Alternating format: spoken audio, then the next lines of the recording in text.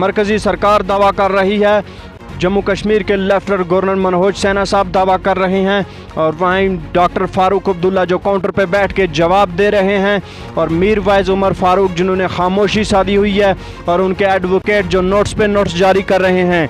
ये जम्मू कश्मीर की सियासत का एक नया पहलू है। आदाब नाजरीन, मैं विशाल चौधरी और आप देख रहे हैं द वर्ल्ड रिलेशन। आज के एक बड़ी खबर में आपको बताता चलूं कि जम्मू कश्मीर के एलजी मनोज सिन्हा साहब का कहना है मीरवाइज उमर फारूक को लेके कि वो डिटेंशन में नहीं है, वो फ्री है।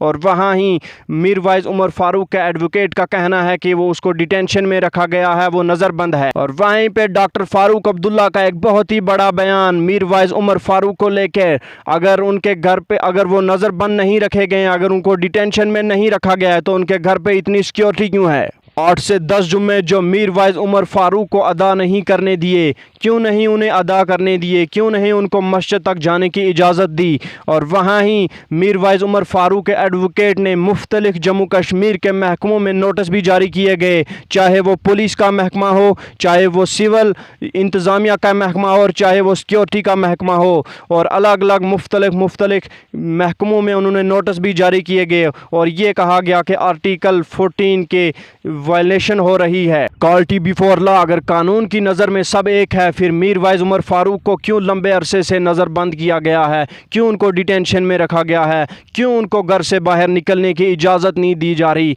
क्यों उनको जुम्मा की नमाज़ पढ़ने की इजाज़त नहीं दी जा रही। कुछ अहम तरीन सवाल ये भी मायने रखते हैं और ये सब सवाल डॉक्टर फारूक अब्दुल्ला की तरफ से। जम्मू कश्मीर के लेफ्टिनेंट गवर्नर मनोज सिन्हा साहब ने एक न्यूज़ पोर्टल को इंटरव्यू दिया था और उसमें यह सवाल पूछा गया था मीरवाइज उमर फारूक को लेकर, और उसमें जवाब दिया था कि मीरवाइज उमर फारूक ना ही डिटेंशन में रखे गए हैं, ना ही वो हाउस अरेस्ट। अगर वो फ्री है तो उनको जुम्मा की नमाज पढ़ने अदा क्यों नहीं दी जाती, अगर वो फ्री है तो उनके घर पे इतनी सिक्योरिटी क्यों है। और ये सवाल डॉक्टर फारूक अब्दुल्ला के।